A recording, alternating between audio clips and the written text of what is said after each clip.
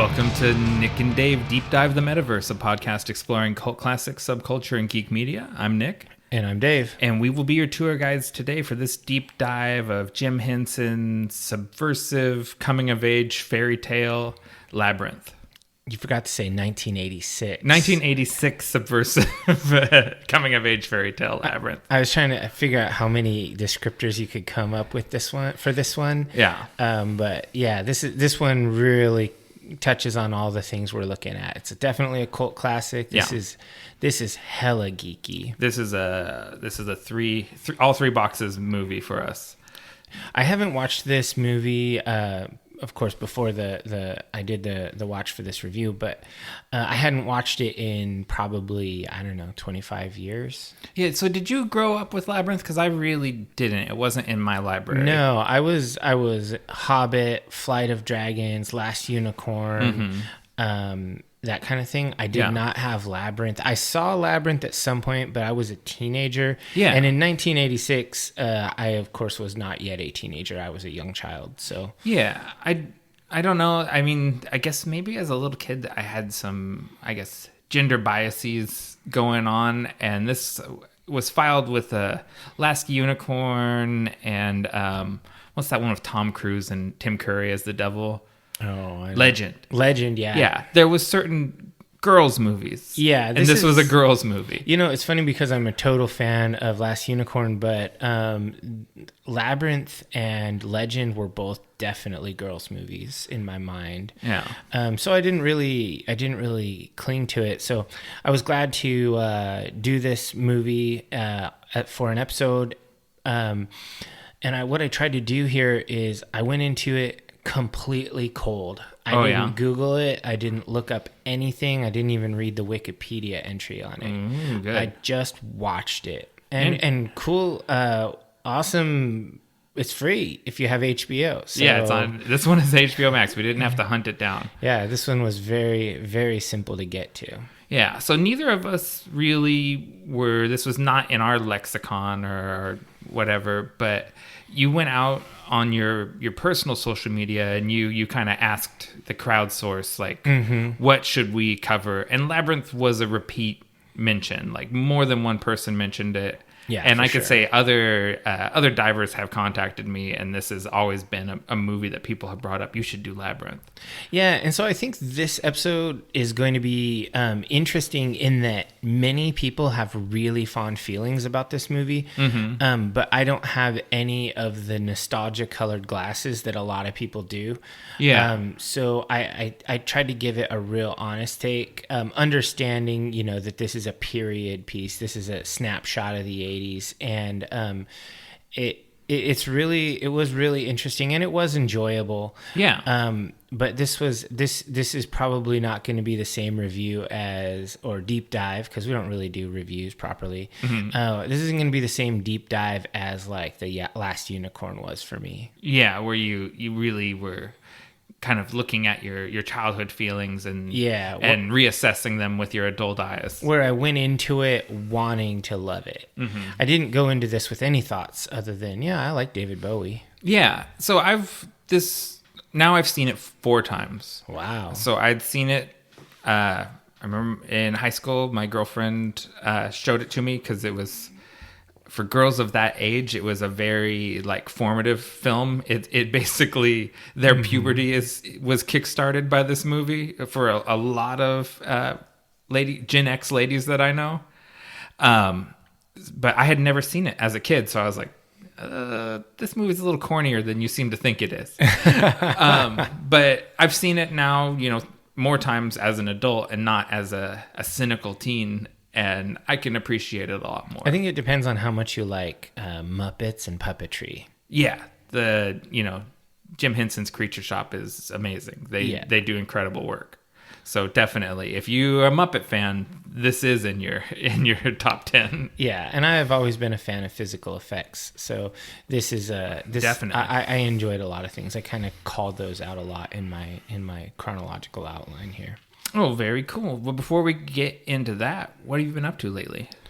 I haven't got anything crazy that I've been doing. I haven't gone anywhere special. I've just been enjoying the summer, loving the weather, and and all of that, playing some disc golf. Yeah. But one new development that I've been kind of handling on behalf of the podcast was we commissioned a new logo for the podcast, kind of a heavy metal band inspired like name, like you'd see on a metal shirt or a punk rock shirt. Yeah, it's very I think we asked for cyberpunk and we got something more like cyber metal, but it didn't hurt my feelings. I'm very into it.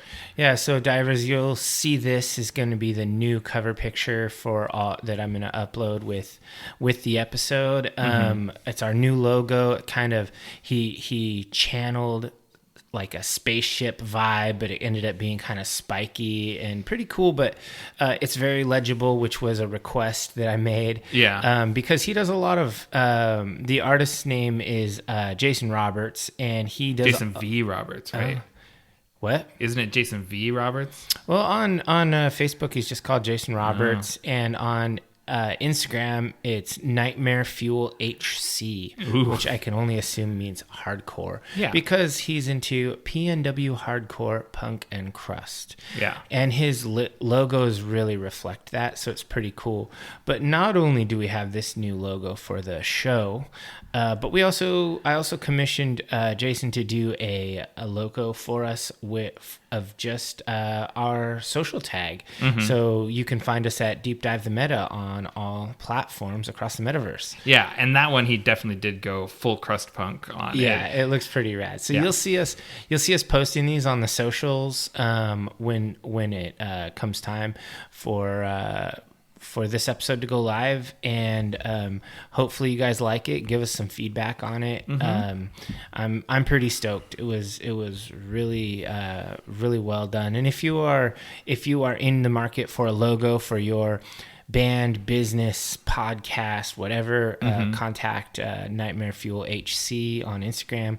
He will hook you up for a very good price. Yeah, definitely. I thought his prices were sort of outstandingly reasonable. Yeah. I almost felt like we had to commission two logos because it felt like it was we weren't paying him enough. For his work. So how about you? What have you been up to? Nothing very exciting. There's been this pop-up record store going on in Portland and in this warehouse space in North Portland, and I've been back twice because they're putting out new boxes of records every day. Oh wow! And it's just, if you're into crate digging, it's a really fun place to go through and just flip through the cool vinyl. So that's kind of the closest thing to a geeky thing I've been up to.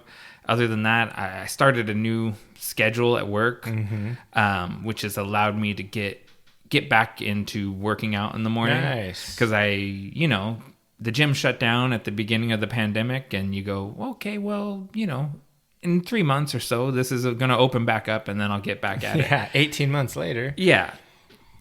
Some gyms are open. The one at work is not there anymore. But, I still hadn't gotten back to it. So I've been doing some sledgehammer workout stuff. I know you did that for a while before the pandemic. I need to get back to that. I've been doing some other stuff. But, speaking of the pop-up record store, it's funny because there has been a pop-up disc golf store, disc store. This guy named, it's called Chuck's Discs. And I think he's out of Bend. Is it his name really Chuck, or is it a pun? I think his name is Chuck. Okay. It's still a good but pun. It is a great name for a disc store. Yeah. Chuck Discs. There's a really good shop in Portland, kind of the best one in the, I don't know, it's the best one in the Northwest as far as I can see. It's called Disc Golf Depot. And through the pandemic, disc golf just boomed with popularity, myself included. I joined in. So nobody can keep anything in stock. So this Chuck's Discs decided to come up and set up in the back room a pop-up of Disc Golf Depot so they could get some synergy going, bring in customers to see, and they serve kind of different clientele. Chuck's does mostly out of print discs and rare stamps and tour series from people and stuff like that. Of course, disc golfs are collectible. I don't know why. Oh, yeah. I don't know why I didn't think of this. Yeah, so there's limited editions. Oh, hella. And so discs have print runs and all of that stuff. Oh my goodness, dude! I drove in there at opening the other day to get one that is super duper limited. Like they're selling for like 8 times retail on eBay right now, and I got one for retail. So a lot of times these discs have like what I would describe as like tattoo flash images on them. For sure. Do you see people with the tattoos? I've seen people when I went to the Portland Open. I saw people with disc golf tattoos. Yeah, of the images or of just like others somehow disc golf symbology. Yeah, I haven't seen someone with like a very recognizable like that's from a disc. But I've seen tattoos that could have very well been from discs, and since I haven't been in the sport for as long as a lot of these people, it's very possible. You know, like, or you'll see like a cool tattoo that has a stealth like Innova logo in it or something, which is a big company. I know. I see you're wearing it. I'm wearing an Innova hat. I was disc golfing this morning. I went out and played 18 in the Gorge at Bonneville. Nice. Very nice. All right. Well, let's go ahead and talk about what we're drinking here. What is our podcast fuel? I think this is the second or third time Culmination has come up, because Culmination, I always say that's my favorite Portland brewery, but we don't represent them enough. But I happened to be there yesterday, and so I wanted to get something, and this is called At the Turn of the Tide, which of course is a Lord of the Rings reference. Yeah, it's got a cool logo on it that looks kind of like Gandalf's staff. Yeah. The top. Gandalf the White, of course. Yeah, and I was thinking, I mean, maybe this is a tenuous connection, but Gandalf knows a thing or two about a Goblin King. Yeah, he has some goblin experience. Yeah. I think he would have handled Jareth a little differently. I think that he would have probably given him the old Glamdring. The old bow hammer, and it would have been over. Yeah. But so, anyways, this is, as according to their description, untraditional lager brewed with the finest German malts, expressive New Zealand hops, Wakatu and Motueka. And it creates a refreshingly unique lager bursting with notes of citrusy lime zest and orange blossoms. And I mean, I'm just a fan of everything Culmination does, so I'm into this. Let me tell you, I mean, I took a drink of this, and I am not a guy who dislikes a bitter beer or a hoppy beer, but this is not what I expected from a lager at all. Oh, that's an untraditional lager. This was, usually when I go for a lager, it's something that's going to be just really chill and easy to drink. This has got a bit of sharpness to it. A little more bite than you're expecting. A little bitey, a little bit of, I wouldn't call it sour, but there's some bitterness to it. And I don't mind that at all, but it's 100% not what I expected. Okay.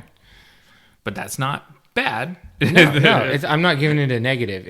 This is not a chill, crushable lager. This is a little more of a thinking man's lager. They're a thinking man's brewery. I think Culmination is. They're a little bit. They're thinking. That's why the Japanese brewers love to come and like brew there and like hang out. They have a lot of good collaborations with breweries from Japan, where the mad scientists lurk. Oh yeah. For sure. Well, why don't we take a break and get into Labyrinth? Sounds great.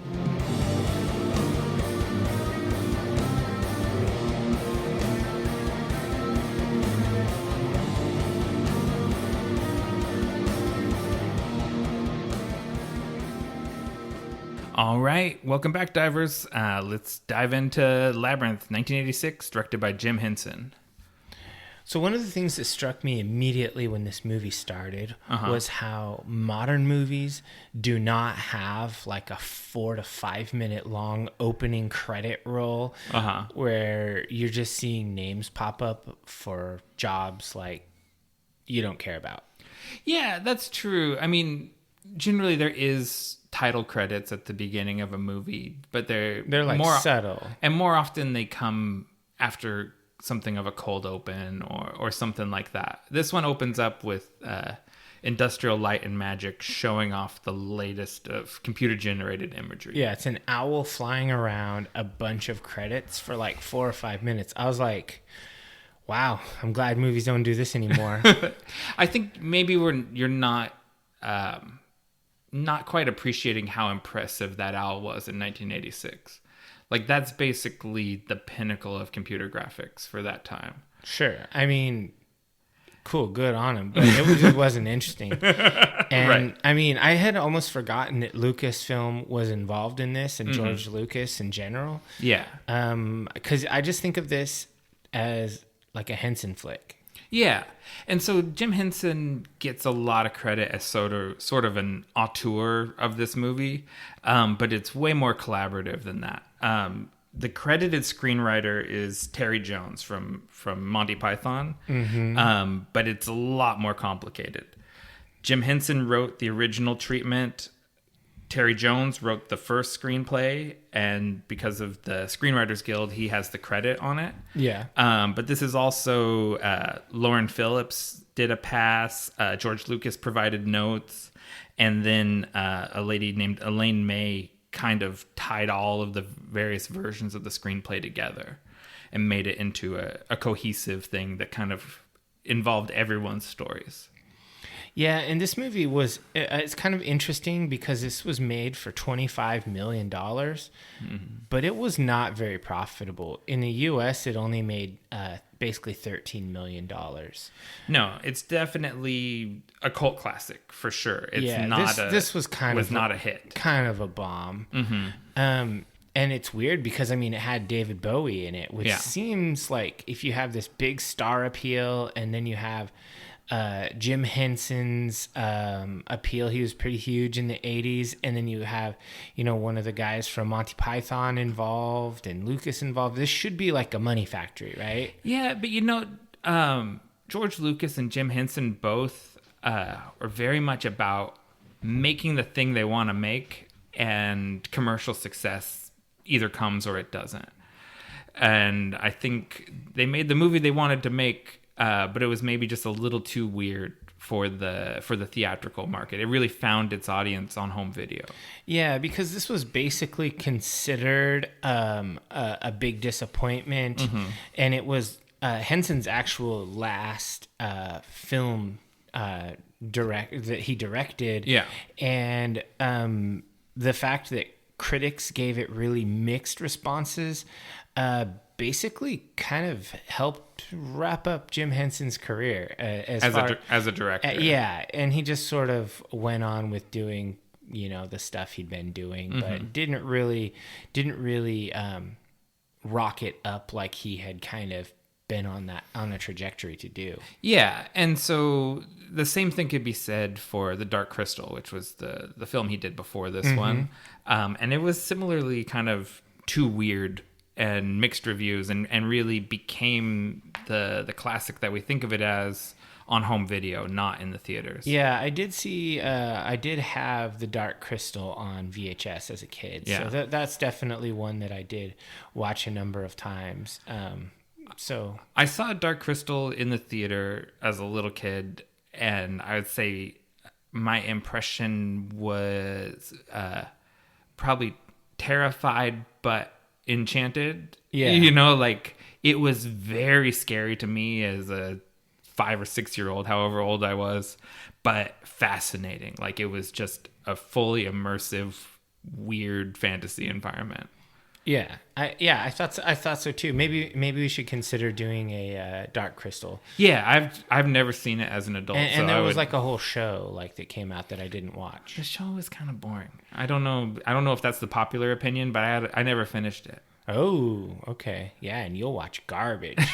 I'm the quitter. You're the quitter. I didn't. Yeah, sometimes I quit a show too. So. Yeah, if I'm not entertained, I'll just quit. So basically, this movie opens up, and it's got the main character Sarah, and she's wearing like some Ren Fair garb, and she's out in a park, and she's doing like a dramatic dialogue reading with her dog. And Merlin. Yeah, there's some swans in the background, and And first thing I notice about this opening scene is, first of all, she's just hella nerd, like drama nerd. Yeah, I called it drama teen, but yeah, drama nerd is probably more accurate. And I thought that the music that they put over this was like super forced, and it was like completely unsubtle, trying to make this like this.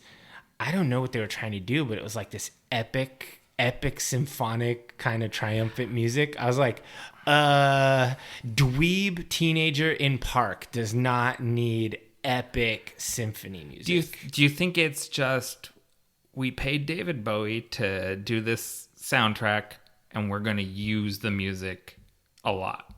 I mean, probably, but because it just seems so out of place. So the next two, they always wanted a rock star for this role. The next two choices, if David Bowie hadn't done it, he was their first choice. Mm-hmm. Number 2, Michael Jackson. Oh, God. And number 3 was Sting. Oh, man. Sting would have been so good. I mean, Bowie was great. Michael Jackson would have been good, too, but they would have been very different movies with either of those guys. I think Michael Jackson, it would have been a much weirder movie, and Sting, it would have probably been a much creepier movie. I don't know. I know this isn't like probably a super popular opinion with a lot of people, but I'm pretty anti Michael Jackson because he's a pedo and a creepo. Like the documentaries that came out with interviews of the kids who are now adults that spent time on his ranch, that shit's not made up. Like that's some genuine nonsense. It would definitely add an even more uncomfortable level to a movie that dances with the uncomfortable already. Yeah, there's nothing overtly wrong done in this movie, but it's a little creepster. Yeah. It's not, I mean, that we'll get to that later. We'll get to it, yeah. So basically, this opening scene didn't impress me. I know, whatever, I'm a jerk, but she's running, then she has to run home, and it's raining, and she has to get home, and her, she fights with her wicked stepmother about having to babysit Toby, the annoying half-brother, to her credit, Sarah never drops the half-brother. She just calls him her brother. Okay, yeah, that's true. I have a couple of half brothers, so I know what it's all about. But basically, like this whole scene, oh my God, yeah, this was the worst acting I have seen on my TV. Like, period. Yeah, the stepmom bad, dad bad, Jennifer Connelly horrible, overacted beyond belief. I think that's true to a lot of kids of that age, especially dramatic, in air quotes, kids. I think that's intentional. I get what you're saying, especially about the stepmom when she says her thing about she treats me like the wicked stepmother in a fairy story. Like it's very cartoonish the way she delivers it. But I think Sarah is intentional. I think it is acted the way it's supposed to be. Okay, well, she never gets better. Oh, okay. We're going to disagree about this. So I just think that Jennifer Connelly, not a great actress in this movie. She's just probably not seasoned. She's young. She's 16 or whatever. She's 14 playing 16. Okay, so she just wasn't a good actress at this point in her career. No hate, no shade to her later works or whatever. I'm not a huge fan, but man, this was so bad. Like the acting was like overly dramatic.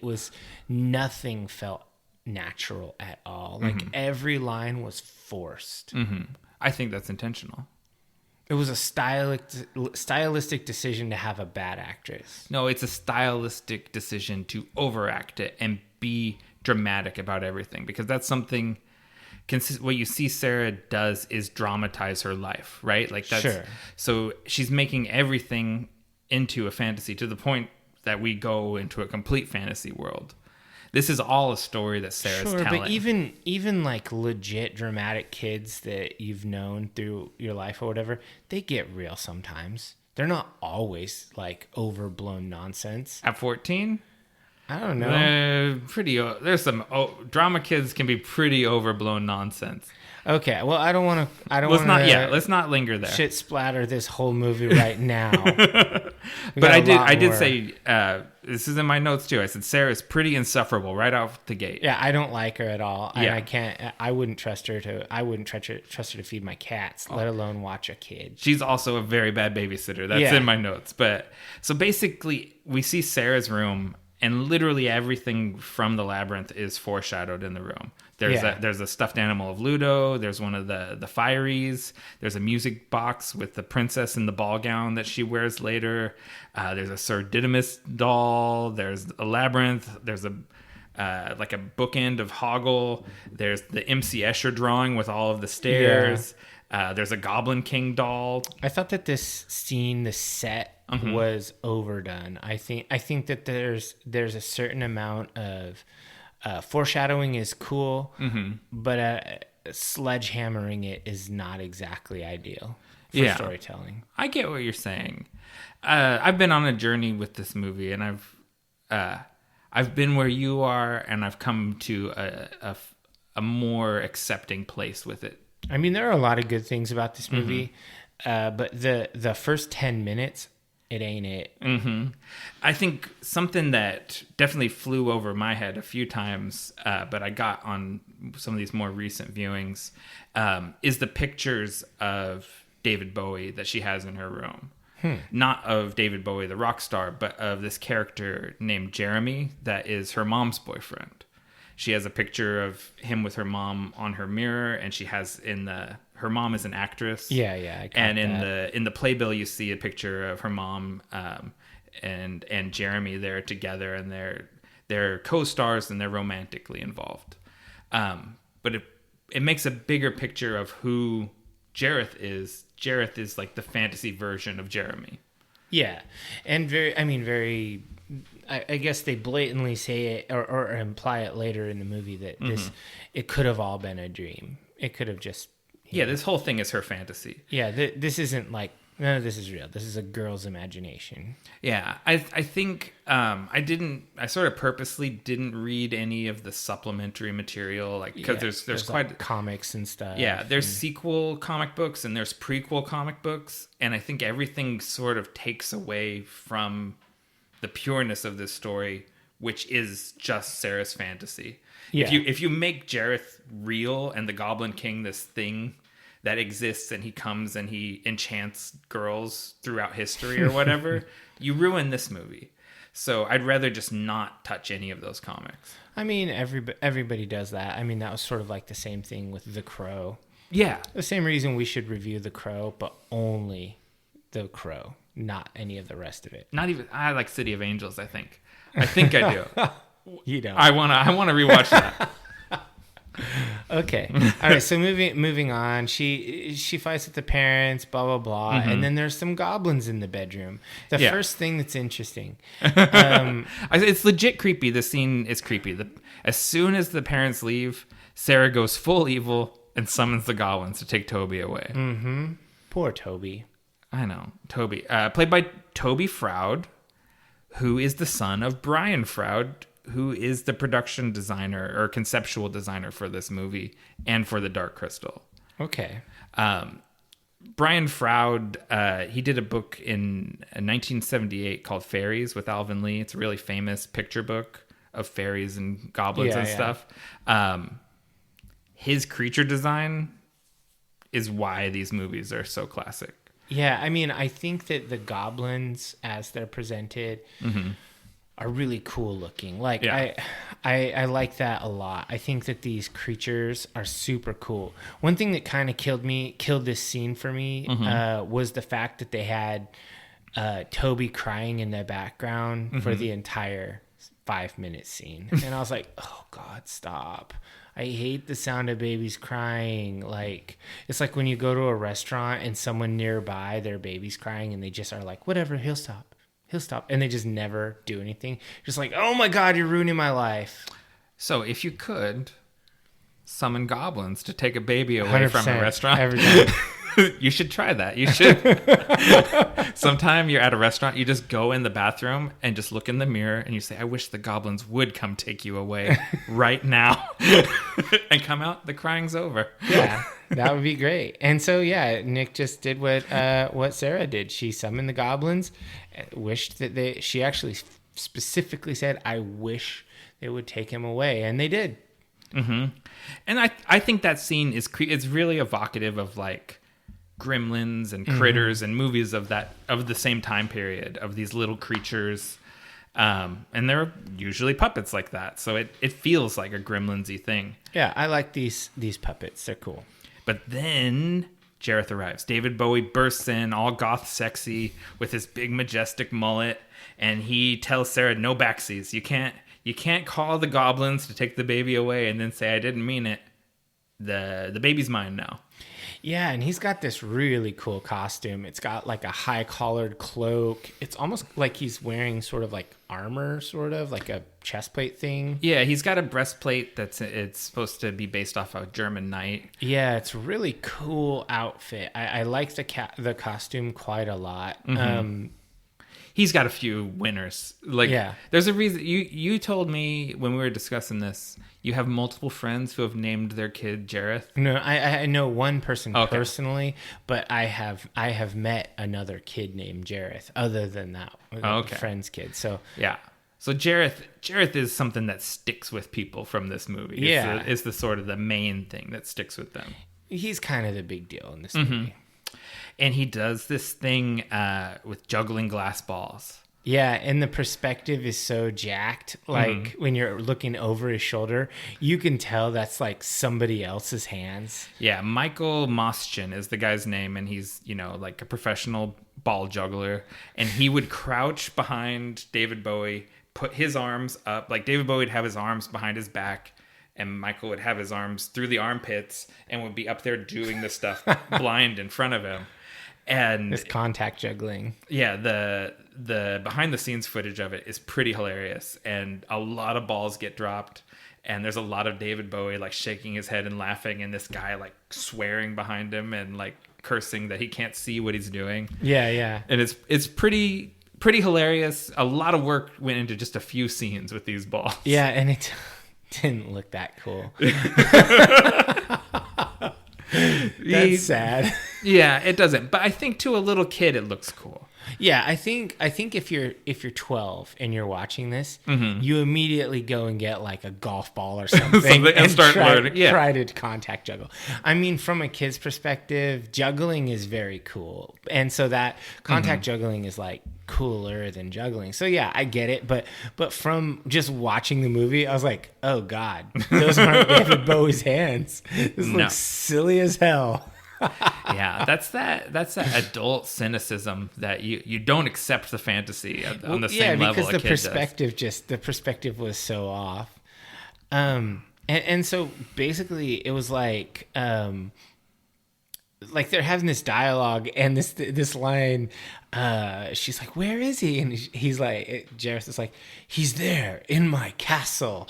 Cue the totally unrealistic painting that's supposed to be a landscape, and it's like impressionist almost. It's just like so vague. There's no sharp details.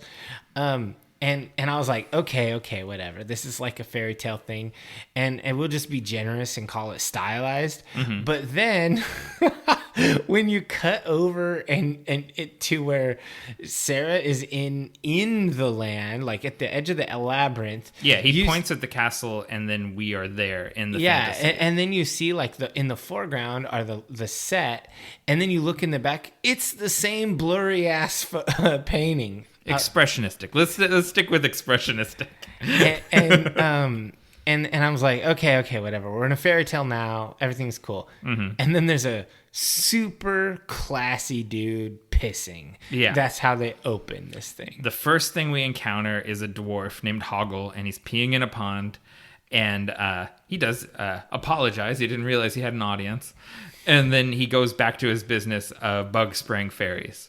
And I was just like thinking to myself, like, okay, it's kind of humorous that this pissing dwarf is poisoning fairies, it certainly sets the tone for this fairy tale. That this is not a nice fairy tale. This has got a crude, kind of crass dwarf, and he's just like killing fairies. Yeah, it's like, that's why I said subversive fairy tale. It's about flipping the tropes usually, and doing things the reverse that you expect out of a fairy tale. I like that she calls him Hogwart, and it makes me wonder if that's where J.K. Rowling got the name for Hogwarts, because it might be. That's what she calls him. Yeah, she gets his name kind of right away. Jareth always butchers his name and calls him Hoghead and a bunch of different things.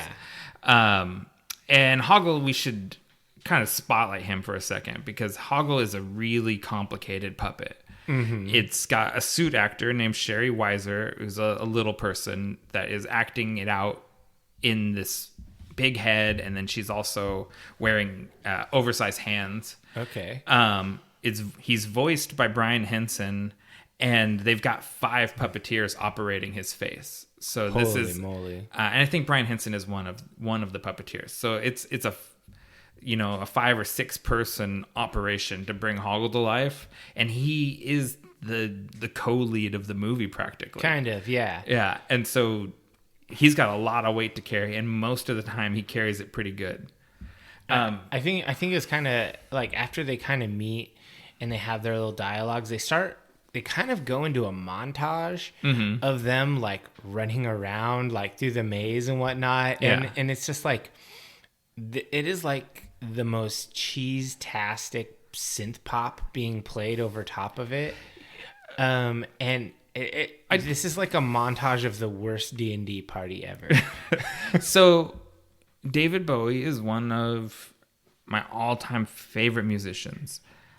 I dropped $50 on a first pressing of Diamond Dogs yesterday. Oh. I'm a super fan. Sure. I've listened to this album more in the last few days. Do you have the Labyrinth soundtrack on vinyl? No. And I never had it. it. Call yourself a super fan? I never bought it on CD. I've never owned it on anything. I probably only listened to it once previous to this last week, when I've kind of played it off and on regularly. It's definitely in line with this sort of mid-'80s David Bowie, which is not a time in David Bowie that anyone really talks about. Like, people like everything kind of up to the middle 80s, and they like things in the 90s on. But this sort of, there's a stretch of David Bowie here that is I would say, if I said underappreciated, it'd mean we didn't get how good it was. But there's a few David Bowie albums that are skippable. I mean, it's sort of like if you're a Metallica fan, you skip some of those middle albums. Mm-hmm. The early is good, and then they kind of came back. Yeah. So this is in the not prime Bowie period. This is his Reload. Didn't we determine Reload has some good songs? Yeah. Reload actually. Is this his Saint Anger? That's probably thematically. That's more where we are, I think. But it does actually. There's a couple tracks I like. So it's not all bad. Yeah, but you're right. This is not prime Bowie. Yeah, the music really stuck out to me as something I didn't want to listen to anymore. So anyways, they do a little verbal runaround, and Sarah has to figure out the right question for Hoggle to tell her how to get into the labyrinth. And then he basically abandons her, and she runs around.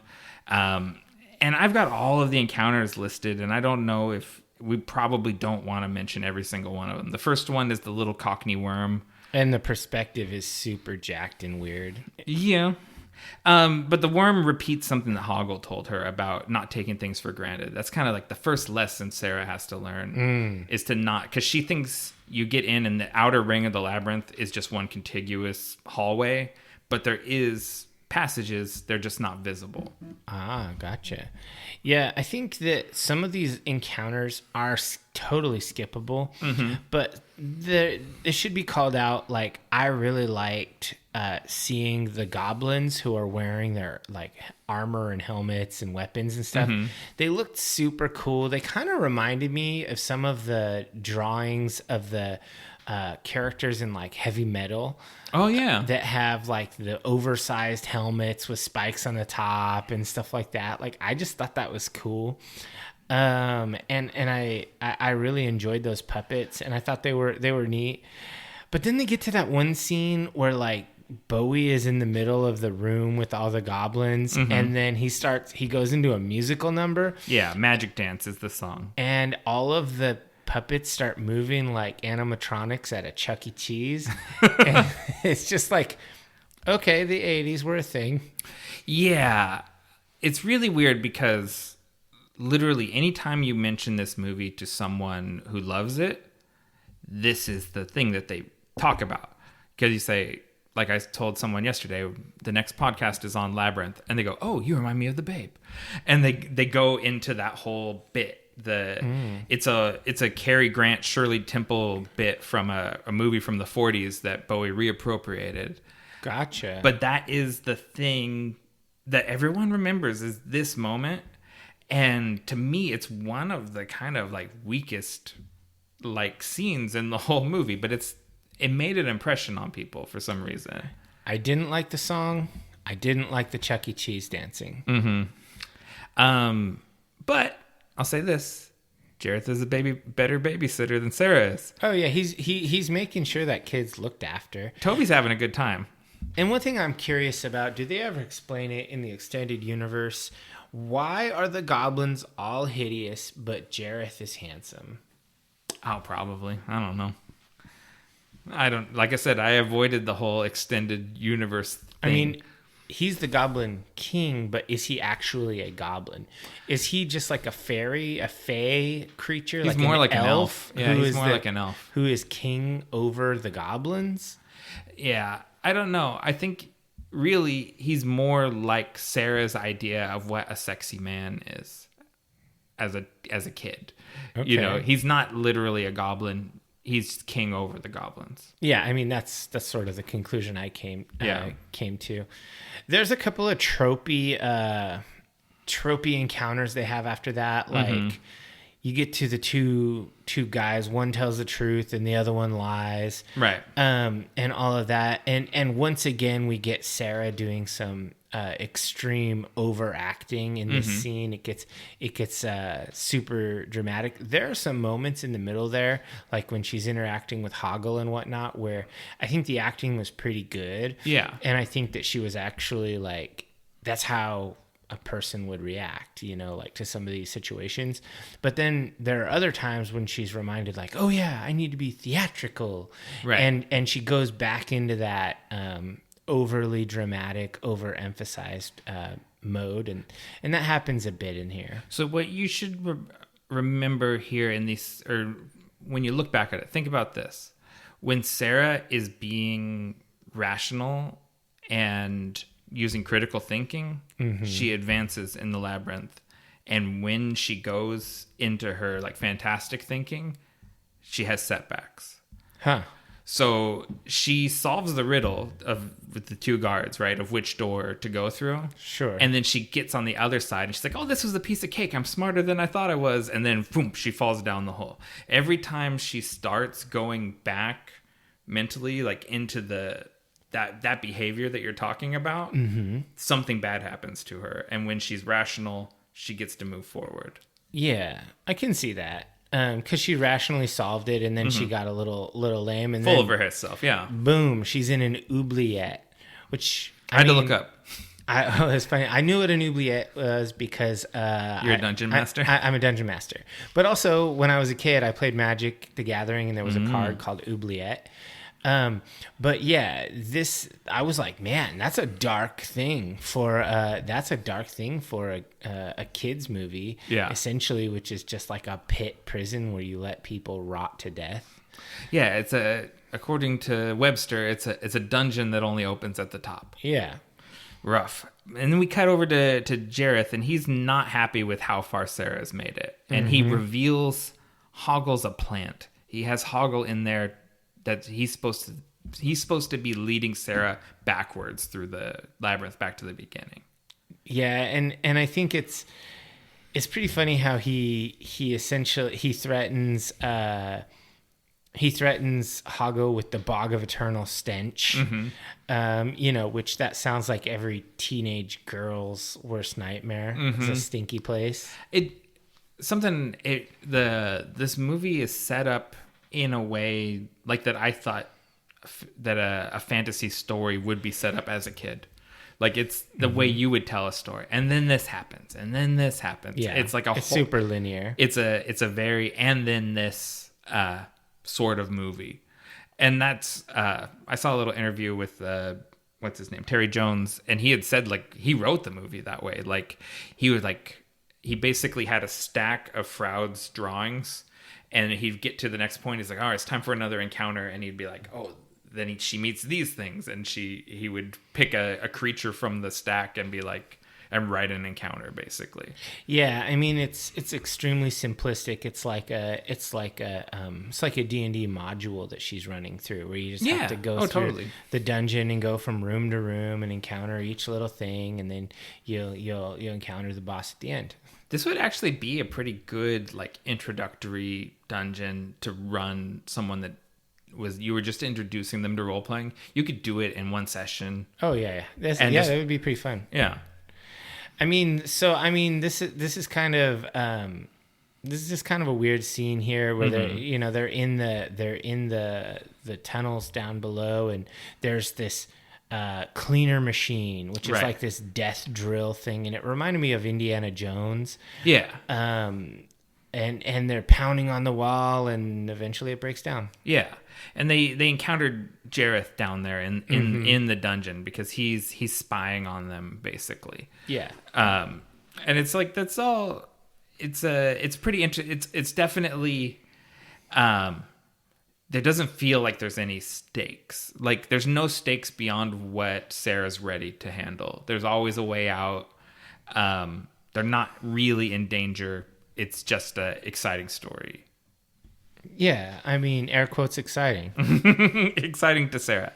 But so they end up climbing up this ladder, and they come out through a pot in a courtyard. And while Hoggle and Sarah, they're kind of bickering, this old wizardy man with a bird on his head shows up. Yeah, for like half a second, I thought it was a Skeksis. Oh yeah, it's got because of the long neck. Yeah, the long neck face, and the beak face. I was like, oh no, there's like a dude under that. Yeah, that's a hat. And so when Sarah's making their introductions, I thought this was worth pointing out. She tells him that Hoggle's her friend. And that puppet does the best acting in the whole movie right there in that scene. Because he reacts to hearing that word, and he looks at her like, did she really just say that? And I was just like, bravo, Hoggle. Like, bravo, the team of puppets. Like, that was really good face acting. Yeah, and then like a little bit later, he says, "I ain't never been no one's friend before." I thought that was pretty cool, and it actually reminded me of the Doc Holliday scene in Tombstone. Oh yeah, he's her Huckleberry. Or when it basically Doc Holliday said, like Wyatt says, "Oh, I got a lot of friends," and Doc's like, "I don't." Yeah, it's just like, okay. It's this very special moment, It's like that's a good movie for man moments. That's a great movie. I love Tombstone. It's one of my favorites. Quick tangent. I won't go far on this. Have you seen the trailer for the documentary about Val Kilmer? It's just called Val. No. Oh man, it looks good. It's soon. It's going to be on Amazon or Netflix. I don't remember which one. And it's got all this footage because he was something of like a home video guy, so he's got tons of footage. And doesn't it seem a little premature? It's not like he's dead, right? Nobody. He had his battle with cancer, and he can't speak so really he doesn't well. Really act anymore. No, I think he's going to be in Top Gun, this Top Gun sequel. But yeah, and he was in Jay and Silent Bob also. He doesn't do a lot of acting because he can't talk. Or he speaks very, like with the thing on the brutal. neck. Yeah. Anyways, Val Kilmer's a big deal to me, so it tugged at my heartstrings, that trailer. Yeah, I watched that. That sounds awesome. For sure. But let's get back to this. Yeah, so next comes Ludo. Yeah, Ludo. They go through this hedge maze, and they hear Ludo roaring, and Hoggle, quickly abandons Sarah. He's like, nope, I'm back to being a coward. Yeah, it turns out Hoggle, he's a real piece of shit. he's not a good friend. He's not a good ally. He's sometimes a turncoat. Yeah. He's a real Theon. Theon Greyjoy. Yeah, he has a similar arc. Hoggle has a parallel arc to Sarah. Like Hoggle and Sarah both do a hero's journey in this, which is it's an interesting thing. Like because he exists in her imagination, but he has his own character arc. Yeah, I mean, I don't love Hoggle, but I thought Ludo was cool. Like Ludo, who is this big beast being tormented by goblins.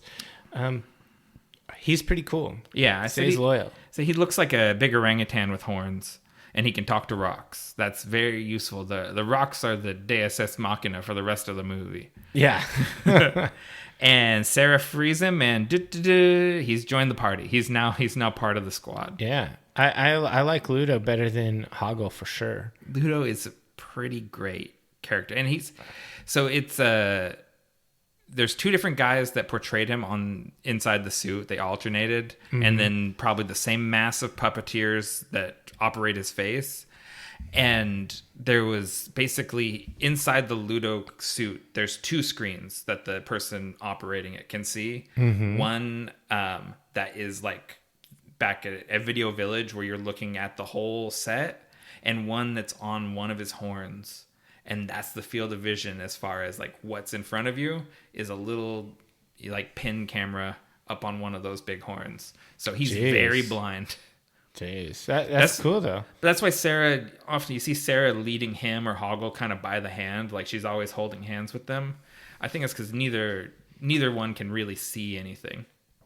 Yeah, I think that's a pretty cool scene with Ludo, but I mean, it kind of cuts away again, and like we have we have Hoggle abandoned her, and then he has a conversation with Jareth. Yeah.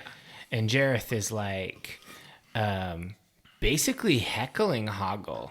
Like, you think she likes you?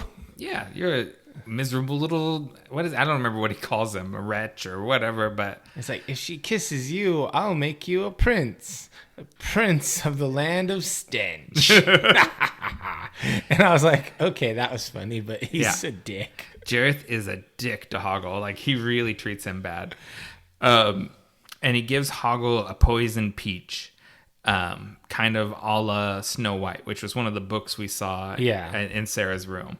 Now Hoggle has to give Sarah this peach. I mean, is it at this point where you kind of mentioned it already. This is so fucking linear. Like, there's no thinking involved in watching this movie. Nope. It's just, and then this happens, and this happens. I mean, was this made for children, or was it made for adults? Or, I mean, because it feels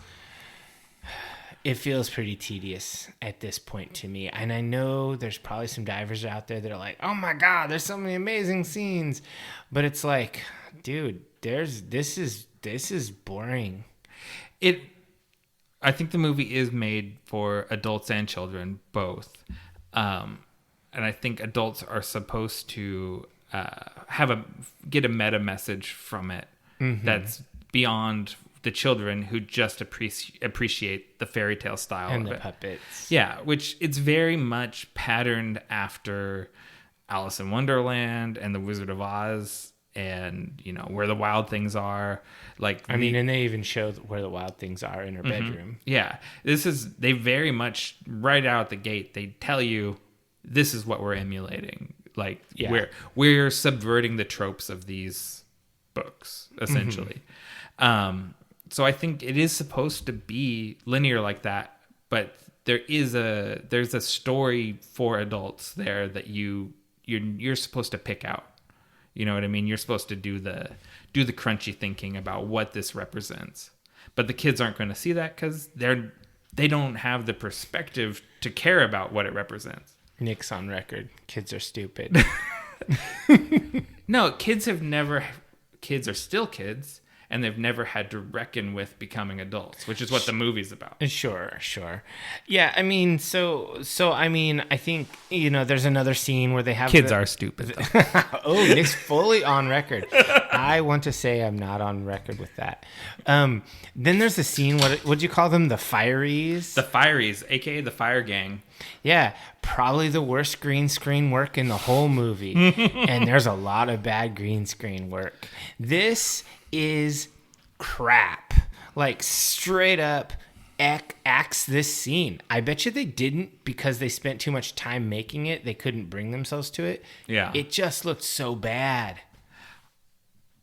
I have a hard time disagreeing with you. I think the fiery scene, especially, although I think the Chili Down song is one of the catchier songs on the soundtrack, I think the scene is a little rough.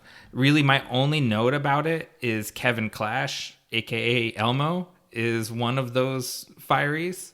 I think this is pre-Elmo, but he's doing the Elmo voice. Yeah. So, like, the seeds of Elmo are here, and Elmo's probably, like, one of the most long-lasting, like, modern Sesame Street characters, like, late introduction characters. So, that's cool. I mean, we don't need to preserve Elmo's legacy, though. I mean, Elmo's legacy is solid. There's nothing we can take away from Elmo. Yeah, this could have been cut and he'd have been fine. Yeah. So basically, of course, Hoggle comes back and helps her get away or whatnot. And of course, because you can't say something's going to happen and then not have it happen, she kisses him. Yeah. And he's convinced that's why they fall down this hole and find themselves in the bog of eternal stench. That Jareth cursed him, and because of that kiss, that's why they're there. But actually, it's just Chekhov's bog, and you can't introduce the idea of a bog of eternal stench without deploying it later in the story. Yeah, exactly. It's a thing that had to be introduced. And then there's this super annoying... And Ludo's there. That's where he ended up. Yeah, and we lost Ludo for a little bit. They make a nice little D&D party here, 3, and then we get our 4th member soon. They meet, what's that guy? The Noble Knight? Sir Didymus. Sir Didymus is also super annoying. Oh, I love Sir Didymus. Like, I think of this party, we have Ludo, who's cool, the rest who are annoying. Fair, but I like Sir Didymus. Sir Didymus is classic Muppet. He is a yappy dog / fox. Yeah, he kind of... that pretends to be a knight. He with rides an eye patch? Yeah, he rides around on a sheepdog. Similar to Sarah's dog? It's Merlin? Some would say it's the exact same dog. Probably is the exact same dog. What was with those sheepdogs in movies in the 80s? Like, those were everywhere. So specifically, they use the sheepdog in this movie because it's the most Muppetable dog. Because they alternate back and forth between a real dog and a puppet, and a sheepdog is all hair, and it's just very easy to make a puppet of.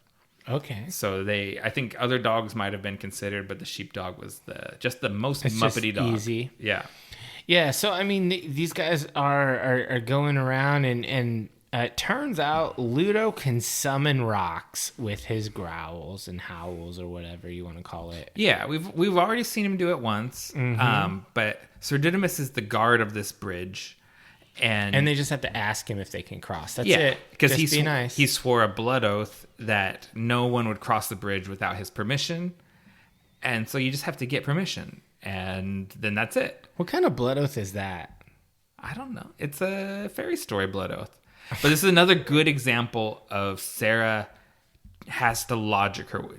To move forward, she has to logic her way. And so she just had to use logic as opposed. She didn't have to beat him in a fight or anything like that. She just had to ask. But the bridge is old and shitty, and it falls down immediately, leaving Sarah stranded out there. So, like you said, Ludo summons the rocks. Yeah, and then they get through this obstacle, and finally, and then she's like, "Oh damn, I'm super hungry." Hoggle's like, "Here's some food. Here's the single peach I have." Because in a fairy tale, you always eat the fruit that is given to you by the sketchy person who's turned traitor several times. Again, this is a time when Sarah does not deploy her skepticism and so she has a setback. And then she gets turned. Yeah. She literally gets sucked up in a bubble and goes to, I called it a side quest. She goes and does this whole side quest where she is at a ball with all of these people in goblin masks, and she's wearing the fancy dress from the music box back in her room, and she has this whole fantasy with Jareth. Yeah, and I did not love this scene because it felt like... So first of all, I think that Jareth is creeper. I also think that the funhouse mirror shtick at the end is a little bit, I don't know, it's a little on the nose, funhouse mirror and a bad trip, etc. And she goes and she escapes that place and she gets found by a witch. And then she wakes up and she's in her room, but she's not. It's a terrible trick by the pack rat witchy lady thing. Yeah. So I think, for me to kind of everything past Sir Didymus, the movie's dragging a little bit. But I think thematically, this isn't a really important part of the movie. Because what the lady wants her to do is to get buried under the tropes and the collection of her childhood. Right? In the whole movie, this is about Sarah growing up, and the lady's like, here's all of your toys and all of these things, because she has this room like you talked about where you're just sledgehammered with all of the stuff that she has in the room, and she starts piling the stuff onto Sarah and essentially trying to make her into another trash lady and trap her here in the labyrinth under the weight of her childhood fantasies. So I think thematically this is a really important scene.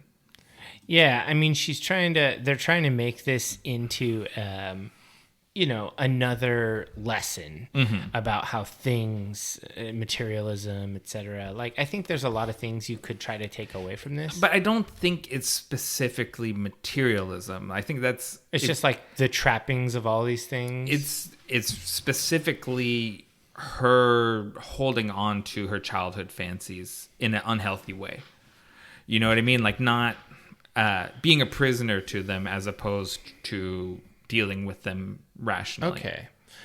And I mean, this scene ends not super, it's not a crazy climax or whatever. She just gets rescued by Ludo and Sir Didymus.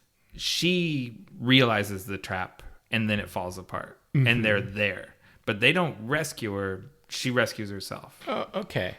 I mean, and so then they go into the Goblin City. They finally make it to the middle. Yeah, they're there. And there's a scrap iron golem.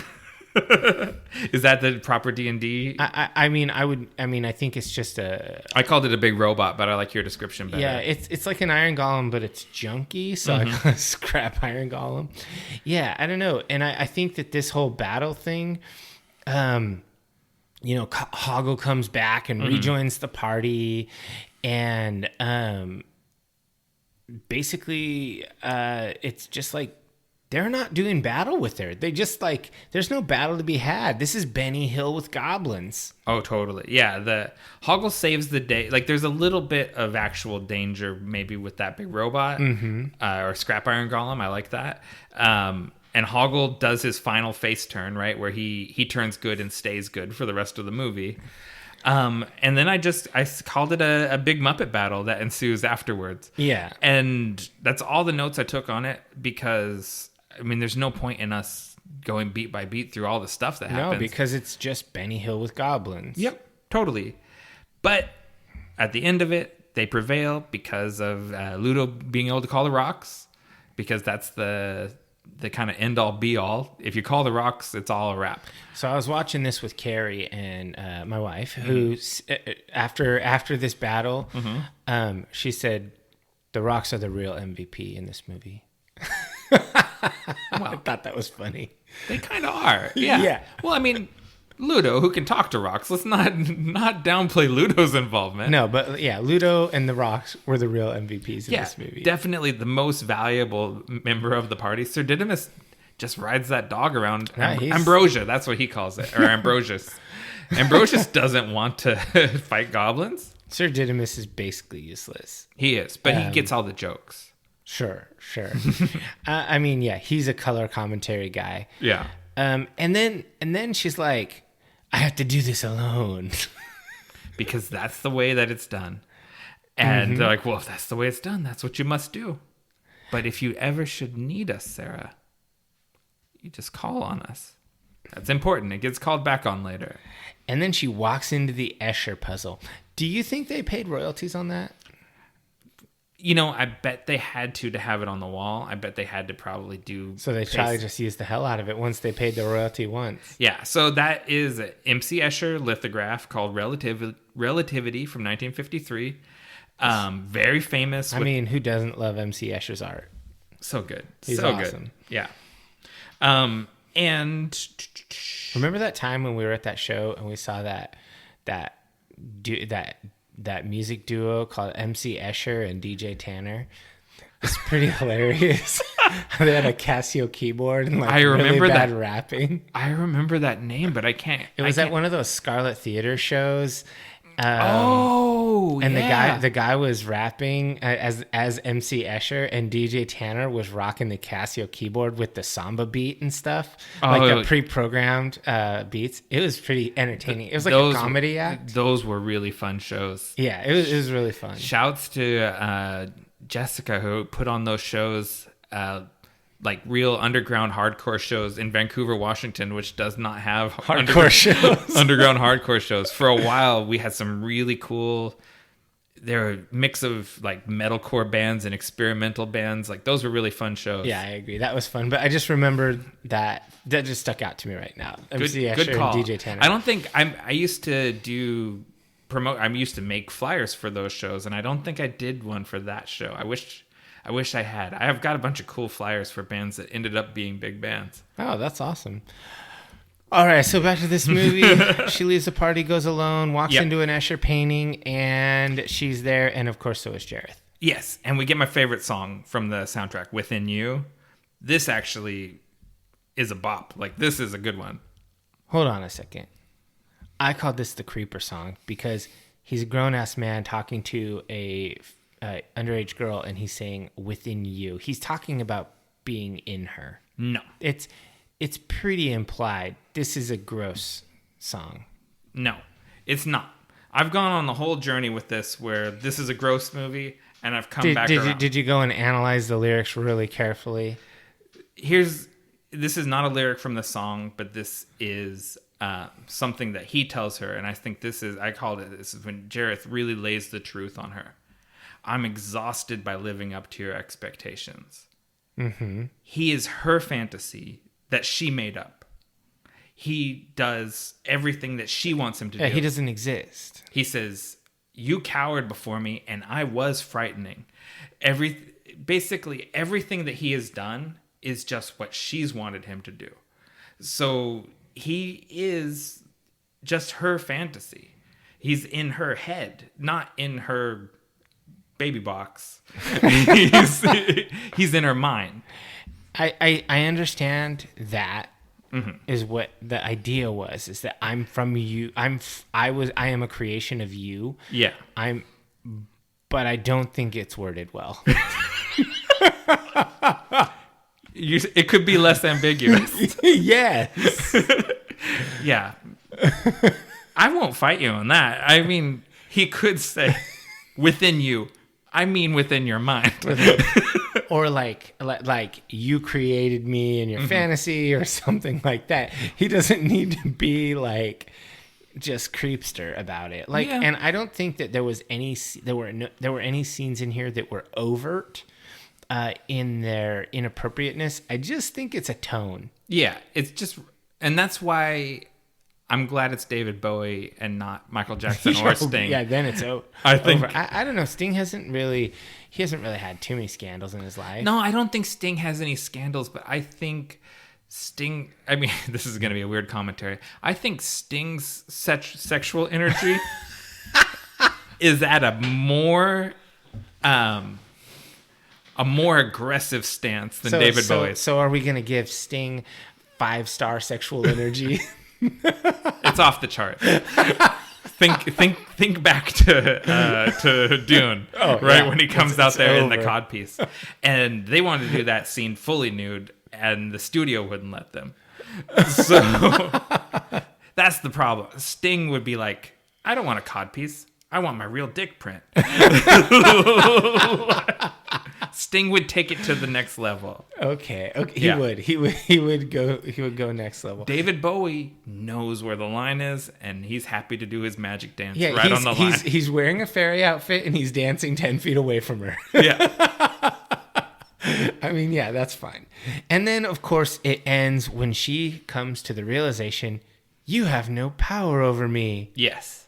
Ta-da! Done deal. Movie's over. They're back home. Toby's back in the crib.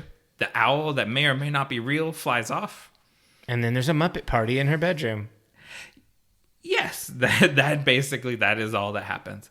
There's a scene preceding that where she talks into the mirror, and everyone appears behind her. She her calls party them back. Yeah. And they all are kind of doing their final goodbyes, and Sarah opts to not do a final goodbye and thematically stay a child. She's not ready to be a full-on grown-up. Yeah. I mean, and I guess and then they have a Muppet party. That's how I called it, too. Yeah. I mean, they have a Muppet party in the bedroom. It's over. And that's that. So what really worked for you? What are your personal highlights from this movie? My personal highlights. Number 1, Brian Froud's creature design. Supplemented by Jim Henson's Creature Shop and their puppeteering. Chef's kiss. So good. I love all the goblins and the four guards that are like Alice in Wonderland playing cards. Yeah, those things are cool. Ludo is cool. Hoggle is amazing. It's all that stuff's great. David Bowie, caveat mostly. David Bowie acts great against people. So when David Bowie acts with Hoggle, he's great. When David Bowie acts with Sarah, he's great. When David Bowie acts with actual puppets, it's boring. I don't believe that he believes that they're real things. Mm-hmm. He doesn't sell that. But we're in highlights still. We need to... But I had to... You had to caveat that. I had to caveat that one. I think Jennifer Connelly is great in this movie. I think the overacting is intentional for the character, and it's used to show her maturity throughout the movie. She doesn't overact at the end the same way she does at the beginning. She goes on an arc, and I think that was all intentional. It's a story of a young girl learning to deal with her adult feelings while still remaining a child, and I think it nails all that. Like it really tells that story. What about you? I thought mostly similar things, obviously. I liked Bowie in this movie. I thought he was a really great Goblin King. With no Bowie, this movie is nothing. I really like the old school puppetry. I like Muppets and stuff. And so I really enjoyed the goblins. The character design was great. Like those goblins really, really were awesome. I also liked Ludo and all those other characters that were like Sir Didymus was a cool puppet. Like I basically liked all of the puppetry that was really cool. And I think that's pretty much where it ends for me. Those 2 points were the high points in this movie. So for you, what did not work for you? So the movie, it drags pretty bad in the back half of the movie. Like basically once the party is assembled, the whole thing up to until the climax, like it feels like a slog. Like it's probably only like 17 minutes of film. I mean, this movie was longer than the Snyder Cut. It really wasn't. It's not even 2 hours long. I know, but it feels long. It feels longer than an hour and 45 minutes. And I think that, let's cut ahead to the next one. That comes down a bit to Jim Henson's directing.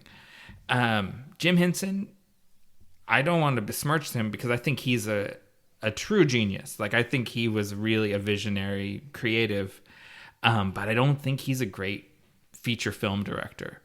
I think neither does the box office. Yeah. I think he shoots a movie like he's shooting an episode of The Muppet Show, but with a bigger budget. And there's no like No interesting cinematography. Anything interesting he does with camera placement is just about hiding puppeteers. It's not about, like a vision. Like he's not like a visual. He's a visual artist, but he's not a visual artist that way. Sure. So there's that. Like I said earlier, I'm a huge David Bowie fan, and this is not a great soundtrack. It's not a great David Bowie soundtrack. And the creepy thing. We already talked about it, but there's some creepiness to this movie that, especially in 2021, feels very cringe, as they say. Oh yeah. What about for you? What didn't work? Jennifer Connelly's acting Boo. throughout. Her acting is good. She's a treasure. She is not a treasure. She is what you would call an also ran mediocre Hollywood actress. I looked up her filmography and I didn't see anything in there that I thought was amazing. And the good movies she was in were not good because of her. They were good in spite of her. I do not think she was good. I do not think the music was good in this movie. It took away from everything.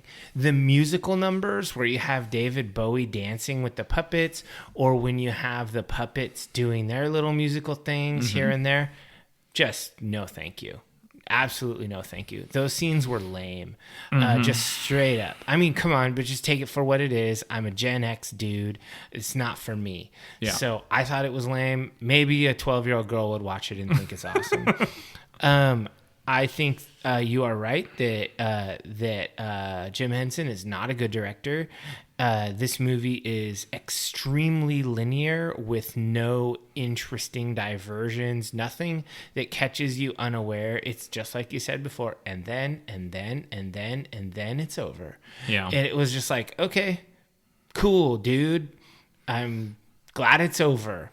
So that none of that worked for me. And again, once again, the creep factor. You don't need a 14-year-old girl playing a 16-year-old girl lusting after a middle-aged dude. That's just a bad look. I didn't like that. Don't you think, though, that it rings true on some level? That like a person of that age, boy or girl, there is going to be adult people in their life that they have feelings for that they don't quite grasp. That's normal. Right? Yeah, probably. I'm just not so sure I want to watch a movie about it. Yeah, it's uncomfortable. Yeah. It's just not a movie that it's not a topic I really want to watch a movie about. I don't think it would get made today. No. I think every actor would everyone up for the male lead would be like, I'm not touching that with a 10-foot pole. You know what I think the most recent big cultural phenomenon that I think is thematically similar there is the whole Twilight thing. Maybe. I think that's the last one through the gate. I don't think we're going to get a lot more of teen girls in love with an immortal being things going forward. I think we're done with that. Yeah, I think it's good that we're done with that. Mm-hmm. It's really troubling when you start unpacking it. Yeah. Okay, so what are your final thoughts, wrap up, and rating of this movie? I've been vacillating, as I always do, on my final rating. Mm-hmm. Ultimately, I come down on the 3+, where I think it's a classic for a reason, and there's a lot of great stuff going on, but it's too flawed to get that 4 or 5 star rating. But I think it's significant. It's still a significant film. So 3+. All right. Well, I was really thinking about this, and I think if you had asked me what I was going to rate it before I watched it. Yeah. Because Divers, just to look behind the curtain, I have a notes template that I do for every episode, and I copy and I paste the blank version in, and then I just start filling it out and fill it out before I watch the movie. Oh. Sometimes like first impression, like when did I originally see this movie? Yeah. Some basic data, when was it made, etc. Mm-hmm. And then I usually put a rating on there if I've already seen the movie in the past. And this is this would be, you might call it my rose tinted rating. Yeah. My rose tinted rating was a 3+. But I've watched it. It's a 2+. You dropped down. It's not good to watch right now. Like, it wasn't actually enjoyable. I was like, I want to turn the fucking channel. Like, there's got to be something better on than this. Like, I bet I could go to YouTube and look at the trending top 10 and find something in there that I would enjoy more than this. Divers, if you don't feel super attached to this movie, and our assessment of it didn't really like turn you on to wanting to go see it, go see Pan's Labyrinth. Oh God, so good. Guillermo del Toro, that guy's a genius. Yes. If we're talking genius level creators, I think he trumps Jim Henson in my book. Oh yeah, he's amazing. Del Toro. I'm on board for everything. The whole filmography, even the movies I haven't seen. I'll tell you, it's at least 4 stars. Well, maybe not Blade 2, but yeah, I'm with you though. Go see Pan's Labyrinth, and I do want to sort of be an apologist to the people who absolutely love this movie, because I've been you. Yeah, I've been the person who loves the movie from the 80s or whatever, who other people are shitting on it, and I don't like to. I mean, I kind of do, but I don't like to hurt other people's feelings. That doesn't make me feel good. But a realistic watch of this movie from someone who has zero nostalgia about it is that it is deeply flawed, and it is not actually very entertaining, aside from in a visual way, because the puppetry is cool, but the plot is not complex or interesting to an adult mind. It is not something that should be an hour and 45 minutes. They've got about 30 minutes of content. You know what? If you like Jim Henson fantasies, there's probably a DVD box set of Jim Henson Storytellers where those were just 30-minute fairy tales. And that shit was fire. Like, those were really good. I haven't seen that stuff. Yeah, Jim Henson Storytellers. Look that up. Pan's Labyrinth from Guillermo del Toro and Jim Henson Storytellers. Watch those. It's a better use of your time than this movie was. Yeah. So this movie, I don't like to dog something that I consider a true cult classic. Usually, if something is like a true cult classic, I will try to give it the benefit of the doubt. But in this case, it's just I have to be honest about it. And looking back, like, if you haven't gone and listened to our re-rating extravaganza or whatever we called it, I haven't rated that many things a 2. Like, I've really not dogged that many things. Yeah. But this one, it goes in the dumpster. I think, even though I rated it higher than you, I think you have adequately justified your rating. Like, I don't have a counterpoint. I think you made your case, and it's solid. All right, so we got a 3+ and a 2+, which, if you were not here for a re-rating and you're not familiar with our ratings style, is we rate on a 1 to 5, but the plus can be added, but only to represent it has a culturally significant impact with regard to cinema. Yeah. So I'm just saying that this wasn't a good movie, but it's a loved movie, so it has the plus. I haven't given a lot of those pluses out, but this one gets it. There's a reason why you go to any comic convention or whatever, and you're gonna see a Jareth. Yeah, maybe 3. He's not Deadpool. Like, you're not like Deadpool and Harley Quinn, which are just buried under obnoxious drama kids. Sarah would be a Harley Quinn. Like, that's the character she'd dress up. I was speaking of that stuff. I was watching, or I was reading a Facebook thread of comments and stuff, and someone said something like lame or shitty or whatever, and then someone else immediately commented, "The guy with the Deadpool user icon we immediately know that you're a douchebag and not to listen to you based on your user pick. Yeah. It's like, I like those movies. Hey, I'll go farther. I love Harley. I love Deadpool. I love the Joker. Those are all great characters. The people...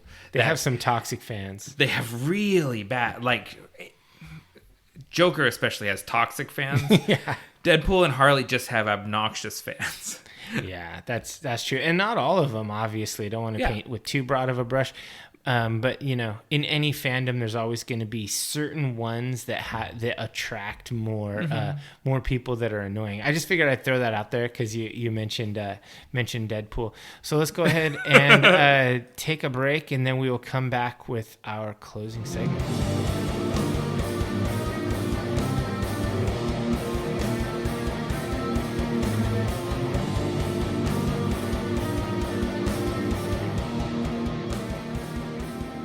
All right. Welcome back, divers. It's time for that final segment, the one where I ask Dave, what are you into right now? All right. Well, I haven't been deep diving content like I normally do, like with movies or books or whatnot. So I just want to give a shout out to some of the music I've been listening to. I enjoyed talking about Fear Factory's new album When I listened to that last week. What'd you think about it? That's good. I guess last episode. Yeah, it's really good, and then it made me go back and listen to old Fear Factory too. So that's really, really good album. And so I've been actually working on some of my own creative endeavors, doing some writing and whatnot. So I've been listening to mostly music while I do that. So I want to spotlight 2 albums that came out this year that are worth listening to. One is kind of mainstream, and the other one is underground. So I figured I'd do a little taste of both. I think I know what you're going to say, and I already agree on both of them. Are you sure? I think so. Okay. We'll find out. Okay, so the mainstream one is Light the Torch. You'll be the death of me. You like that one? I liked it. Okay, so this is, if you don't know who Light the Torch is, they are a super group, air quotes. I don't know. I don't really like that term, but it does have people from other bands. Like Howard Jones is the vocalist. Yes. And he was from, of course, Killswitch Engage and other bands. It has Francesco Artisato, I don't really know, but from All Shall Perish, Ryan Wambecker from Bleeding Through. Yes. And a drummer who's a dick, who they actually had to change their name because he wouldn't let them use their original name, which was Devil You Know. Oh, right. Okay, yeah, I remember that. So they switched their name from Devil You Know to Light the Torch when the drummer quit, and he said he owned the name and was blah, blah, blah. So now they got a new drummer. They got the guy from Whitechapel, Alex Rudlinger, who's a really good metalcore fast drummer. Anyway, so this is metalcore. If you don't know what that genre is, it's heavy. It has harsh barked vocals, but then it has fast, melodic, triumphant parts, usually with clean singing where Howard Jones is doing his thing. Howard Jones as a vocalist. If you're not... So I use Howard Jones for... I like heavy metal, but I don't like those vocals that you can't understand. I go, let me introduce you to my friend Howard Jones, who has this amazing voice, like soaring voice. Yeah. And people that like want metal, like hard metal, but want to be able to understand the words. Howard Jones is your dude. Yeah, he's the reason I listen to this band. Ultimately, I think that he is extremely gifted as a vocalist. He's one of the best vocalists in metal. And so I really like this album. I think it's super good. I don't think that this is breaking new ground, just like I said with Fear Factory. It's for fans of their previous work or of this genre or heavy-ass music, but that has really good and understandable vocals with excellent melodic parts. Yeah. So that's what you should check out if you like that. It's called You Will Be the Death of Me by Light the Torch. I like that a lot. And so the second one, the Underground album, I don't think you're going to get this one. Okay. Right. Maybe you will. Maybe you will. It's Harakiri for the Sky. Yes, I knew that was going to be it. Did you? Because you already told me about it. Okay. You sent me a link to it. To check this out. So I've listened to this album on repeat. The album is called Mare. It's like MAE, the combined letter. So this is a duo from Austria that formed in 2011, and they are classified generally as post-black metal, and they have just extremely diverse parts in here. Everything from clean guitars, pianos, and really spare drum parts, all the way to extremely fast black metal parts that are melodic in nature. It invokes the terms like black gaze pretty often, and this is really for fans of like Alcest, Wolves in the Throne Room, early Woods of Ypres, that kind of thing. Or I would even say that the Agalloch fans could really like this too. So this is a really great album. If you don't like black metal vocals, you may not like this, but the instrumentation in this is just top tier, and it's only two dudes, so that makes it extra interesting to me. Yeah, so I listened, on your recommendation, I listened to both of these albums over the last week. Okay. And I think I've probably played this one twice and the Light the Torch one once. And I was describing it to someone else as post-black metal, and I wasn't sure if that was right, but I Googled it, and Google affirmed I got the right subgenre. They're definitely post. I think there's some crust in there, like it's black metal, but it's pulling from a wider range of influences. Yeah, totally. And I liked it quite a bit. I think it's really good. I think both of those are really good albums and good bands.